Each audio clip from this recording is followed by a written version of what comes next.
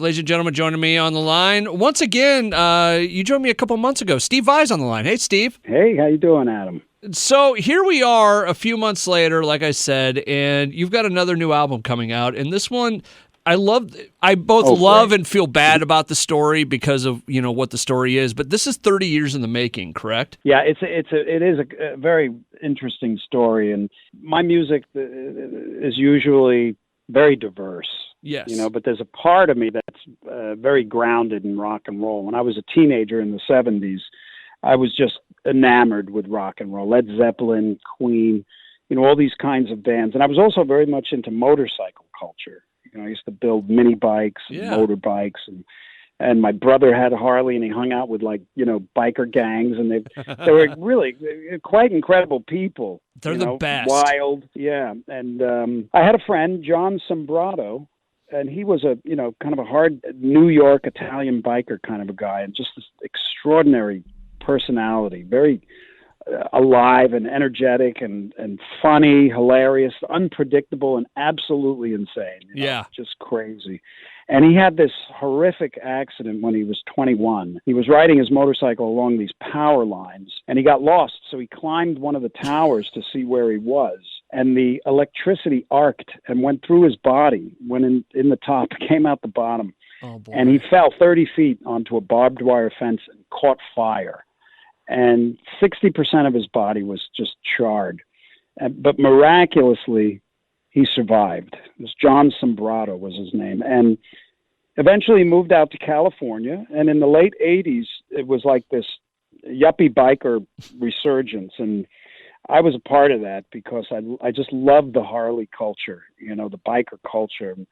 We had this great group of people. We'd go on these extraordinary rides and adventures. And, if you ever talk to a motorcycle enthusiast, they get all choked up when they're talking about what it's like to be on the bike, in the wind. And it's fantastic. I mean, it really is. It's this feeling of freedom and joy that is different than anything else. And at one point, I just wanted to capture that somehow in music so that we could have something to listen to that was really perfect for when we were riding our bikes. And I just stopped everything I was doing, and I jumped in the studio. And for about a week or so, in this stream of consciousness, that I just banged out this record. And when it was done, I needed to put vocals on it, and I tried to sing it myself, but it was an abysmal disaster because I don't have that kind of a rock voice.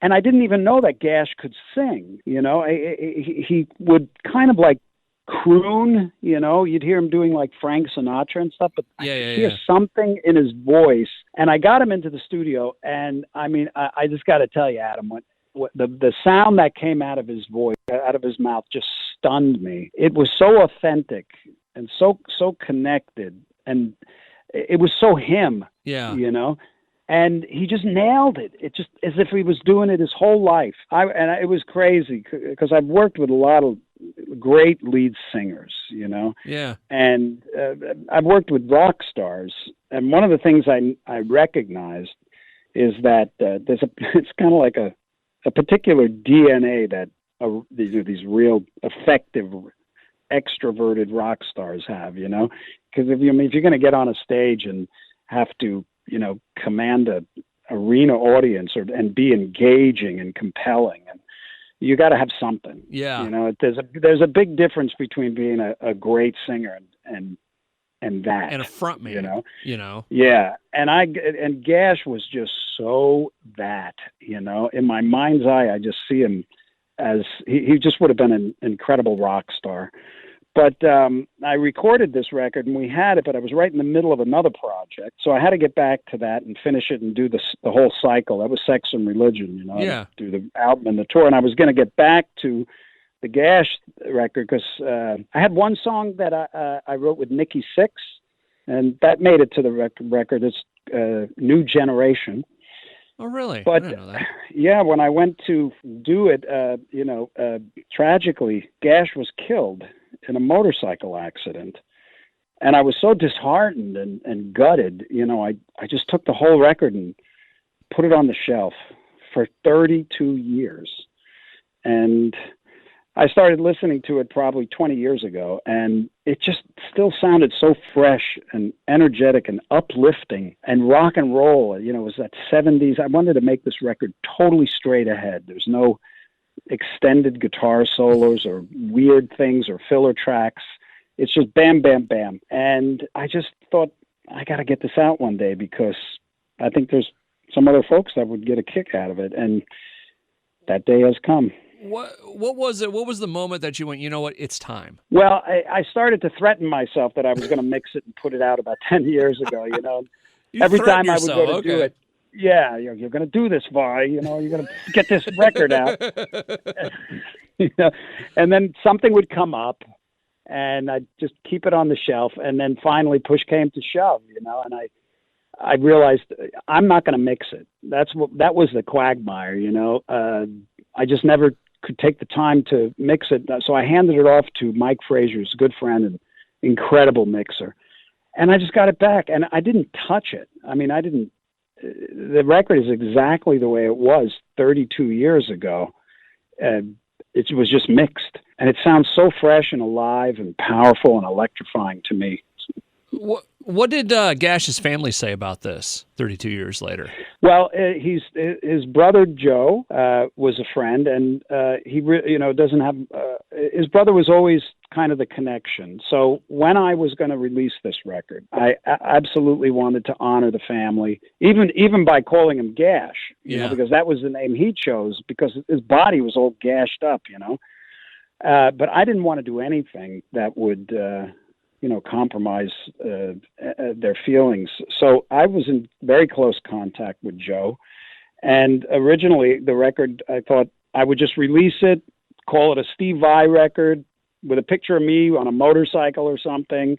And Gash would be, you know, the singer. But I didn't want that because it's not about me. You know, this record isn't about me at all, really. I mean, I masterminded the whole thing.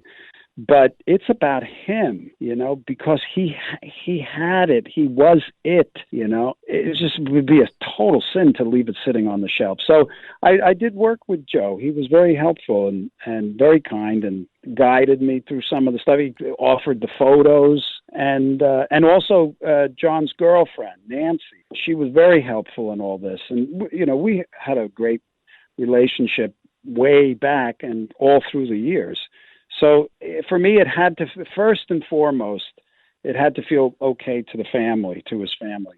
Did they know that he could sing? Well, this is the odd thing. The only thing that I knew of Gash singing was these little videos that he made for his father singing Frank Sinatra. He had this really great, smooth, he sounded like Sinatra when he wanted to. Oh, that's awesome. And, you know, he was Italian from Long Island, you know, that just walked hand in hand. But no, not rock and roll. I had no idea. I don't think anybody did. Now, let me ask you this just hypothetically, and it's hard to in this situation, but if you would have released this 30 years ago, do you think you would have done more projects with him? Because I produced so many people and singers and stuff, he was just a rare find. Yeah. Because even at first take, he had it. So in my mind, I was planning on doing more with him because I was just, you know, I would just tell him, sing this, you know, and he would just own it. So I knew that I could really explore some evolution with him. That's interesting. But I guess the universe had a different plan. God needed a biker, I guess. Yeah. Right. Steve Vai on the line with me, talking about the new album. Vai, is it Vai and Gash, Vai/Gash, or just Vai and? Yeah, Vai Gash. Okay. I saw the slash, and sometimes people put the and in there and some other stuff. But anyways, it's going to be out this Friday on a lot of different ways. We'll have all the details at the bottom of the page. Since you're talking about bikes, what are you riding these days, Steve? Well, actually, I just sold my last bike about a month ago because what? It was I'm getting another one, but I couldn't ride this one anymore. It's a big chopper. You know, it was a pan shovel. So it had, it was a show bike too. And so it had like a stick shift and a foot clutch and gigantic ape hangers. Oh, really? And yeah, at 62 years old, I don't think I want to wield that thing anymore. I'll get a nice dresser, you know. Do you think, what are we going to look for next? You going to go Harley still, or? Oh, yeah. Yeah? Oh, absolutely. Oh, yeah. I used to work at an Indian dealership, so. Oh, yeah. Well, you know, I love the Indians. I came very close to. I didn't want to get one of the old ones, although I love the skirted fenders because they're just really difficult to keep up. Go try a vintage or a dark horse. And I think you'd be surprised. And I'm not trying to sell you on Indian. It's just, it's where I worked. So, so you actually worked at an Indian dealer? Yeah. Right here in Des Moines. Oh, wow. Yeah, it was a lot. I was out of radio for about a year, and I went and did marketing for them, and it was a bunch of really cool guys. And I started learning more about motorcycles, and it was fun. It was a lot of fun. It really was. So. Did you ride? Did you ride? Not as much as you would think. Not enough to risk a $23,000 bike to just take out for a little bit. But no. Are they still making them? Yeah. They're making them with the skirted fenders and everything? Yep, they've got a couple different versions of it. And I always liked the vintage ones looked like a really old bike until you took the windshield off, and then it looked completely different. It was the weirdest thing. Right, then it was a rat. Yeah, but no, then they've got the Springfields and the Chieftains and all that. Right. Just very cool bikes. I'm trying to sell you on an Indian now is what I'm trying to do. No, I've always wanted to get one. I'm maybe if I listen to this record anymore, I may end up buying 7 Harleys again like I did in the 80s. I'll put it to you this way. It's not a bad bike to have, and if you want to just go have fun, go test ride one. One of the funniest things I ever saw was a kid that he was all about dirt bikes and stuff, and he took out one of the it's called a Scout. It's kind of like the sports. Oh, I know the Scout. Yep. Yeah. He took it around just to blow the dust out of it, and then he left for about a half hour and didn't come back because he was having fun riding it. So, anyways, Steve, this is supposed to be about you. New album's coming out this Friday. We'll have the info at the bottom of the page. Thanks so much for the time, man. I appreciate it. Thank you so much, Adam. You have a good day, brother. Yep, we'll see you. Bye.